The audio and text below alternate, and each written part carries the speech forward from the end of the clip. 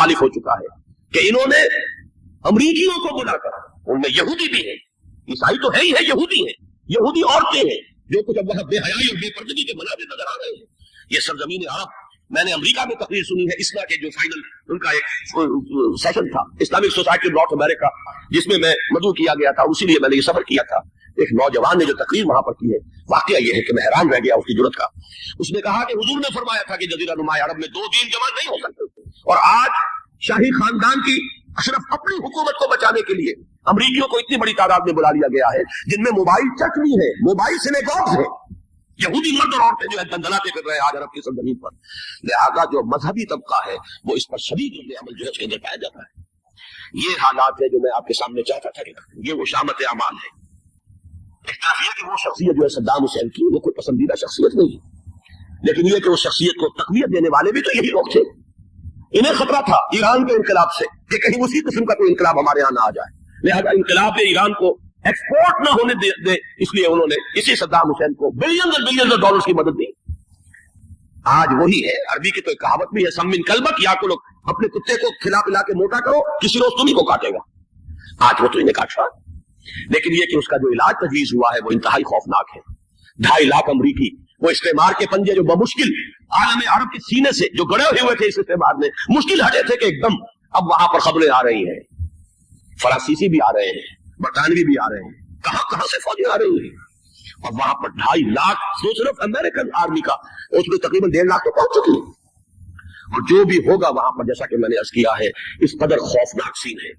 मैंने बहुत से हजरात वाकिफ होंगे, कई मरतबा मैंने हवाला दिया है मौलाना सैयद हामिद दिया रहमहुल्लाह का, लेकिन यह कि इस वक्त जो आलम अरब पर सूरत हाल पैदा हो गई, उसमें हमें क्या करना चाहिए, पाकिस्तान के जो हालात हैं उनमें क्या मशवरे हैं, अब मैं उन चीजों के बारे में आपसे चंद बातें अर्ज करूंगा। पहली बात तो यह है कि मशरिक वुस्ता के मसले में उसके पस मंजर को समझ लेना चाहिए। हमारे बहुत से अहबाब जो है वो फौरी तौर पर वक्ती सूरत में तो जैसे कि हालात वाकयात होते हैं, सिर्फ उन्हीं के एतबार से राय कायम करते हैं, चीजों का पस मंजर जो है निगाहों के सामने रहना चाहिए। इस सदी का एक मुख्तसर सा नक्शा ज़हन में रखिए। ये 20वीं सदी के आगाज के वक्त, जिसे हम पूरा कहते हैं मिडल ईस्ट, बल्कि सिर्फ मिडल ईस्ट नहीं, पूरा शिमाली अफ्रीका सल्तनत उस्मानिया का हिस्सा था, खिलाफत उस्मानिया।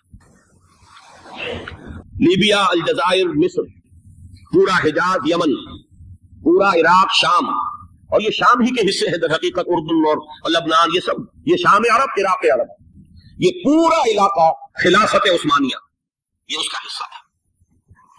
पहली जंग अजीम में अंग्रेजों ने अरबों को बगावत पर आमादा किया, गद्दारी पर आमादा किया, उन्होंने खिलाफत उस्मानिया के खिलाफ बगावत की, बीज बोए उनके दिलों के अंदर नफरत के, उभारा उन्हें, तुम तुर्कों के गुलाम क्यों हो, तुम्हें खुद हाकिम होना चाहिए, तुम खड़े हो जाओ, हम मदद करेंगे, तुम बगावत करो, तुम इन तुर्कों के खिलाफ हमारी मदद करो, हम तुम्हें आजाद कर देंगे, तुम अपने पांव पर खुद खड़े हो जाना। ये बहुत ही हमारे लिए दर्दनाक अलमिया है पहली जंग अजीम का। कर्नल लॉरेंस जैसा शख्स, बरतानवी इस्तेमार, और उसके नतीजे में अरबों ने बगावत की। और इस कदर दर्दनाक बात आपको बता रहा हूं, मैं पहली मरतबा जब सन 62 में हज के लिए गया मदीना मुनव्वरा में, अभी वो रेल के इंजन खड़े हुए थे। ये तुर्की के जमाने में, सल्तनत उस्मानिया के जमाने में बगदाद से मदीने तक रेलवे लाइन थी।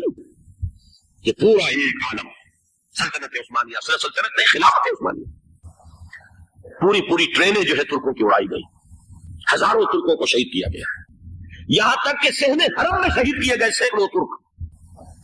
ये जुर्म थोड़े नहीं है, मामूली नहीं। आज जिसकी सजा मिल रही है, मालूम होना चाहिए कि वो जराइम कौन कौन से थे।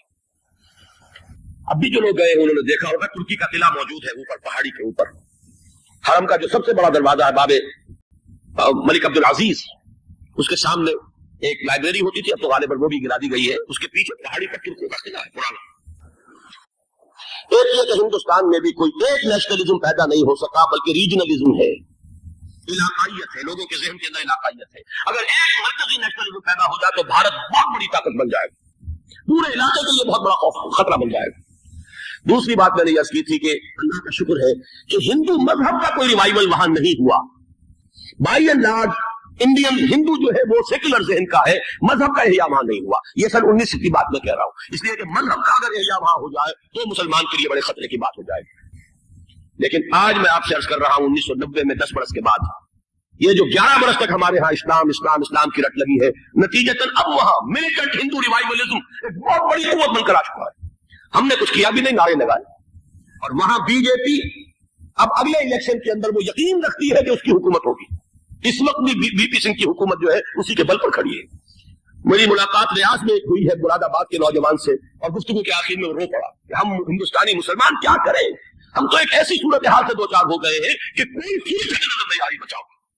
30 اکتوبر کی ڈیٹ دی ہوئی ہے وی ایچ پی نے، وشوا ہندو پریشد جو ہے وی ایچ پی، اس کے دیر کی ہے کہ ہم نے ہر صورت کچھ بھی ہو جائے. اور ایسے ایسے طریقے ان کے ہیں.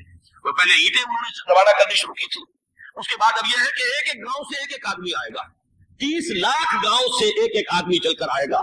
اور وہ جب پہنچیں گے تو کوئی ان کے اوپر چونکہ ایک ایک آدمی چل کر آ رہا ہوگا، کوئی دفعہ 144 حکومت کی نہیں لگ سکے گی. اور ہم جب اتنے لوگ جمع ہو جائیں گے لا محالہ ہم نے وہ مندر جو ہے تعمیر کرنا ہے اور وہ مسجد گرا دینی ہے. اور ادھر مسلمان جو ہے آخری طور پر طے کیے ہوئے ہیں کہ چاہے ہم سب کٹ مرے لیکن ہم یہ مسجد گرنے نہیں دیں گے. خدا نہ خواستہ یہ صورتحال اگر بل فیل ہو جاتی کنسنٹریشن اس وقت، تو پھر بھی جو حکومت یو پی کی ہے وہ کچھ نہ کچھ مسلمانوں کا ساتھ دے رہی ہے. لیکن یہ کہ بے بس ہوتے کوئی دیر نہیں لگے گی. اگر لاکھوں لوگ جمع ہو جائے اس شہر کے اندر، ایودھیا کے اندر، تو ظاہر بات ہے ہر حکومت گھٹنے ٹیکنے پر مجبور ہو جاتی ہے. 50,000 اہل تشیع نے ضیاء الحق صاحب کے گھٹنے ٹکوا دیے تھے، داغ لگوا دی تھی، اور وہ جو آرڈیننس تھا زکات آرڈیننس اس میں ترمیم کروا دی تھی. کیا ہوگا؟ نہایت خوفناک صورتحال ہے. لیکن اگر ہم یہاں اسلام صرف نام نہ ہو عملاً قائم کر کے دکھا دیں، مجھے یقین ہے کہ خود ہندو اسے قبول کرے گا. یہ تو نعمت ہے، یہ راحت ہے، یہ نظام عدل ہے، یہ تو بہترین حل ہے ہمارے تمام مسائل کا. لیکن یہ کہ اگر ہم نے وہ کام نہ کیا، وہ اسلامی انقلاب کی طرف پیش قدمی نہ کی، مجاہدہم بہ جہادا کبیرہ کے ذریعے سے ایمان، اور ایمان کے ساتھ اس کا لازمی نتیجہ وہ ایک جد و جہد، انقلابی جد و جہد، اور اس کے نتیجے میں پاکستان میں اسلامی انقلاب لا کر اسلام کے نظام عدل اجتماعی کو قائم کرنا، یہ ہے دوسرا کرنے کا آسان کام. اور یہ ہے در حقیقت جو ہمارے تمام مسائل کا حل ہے.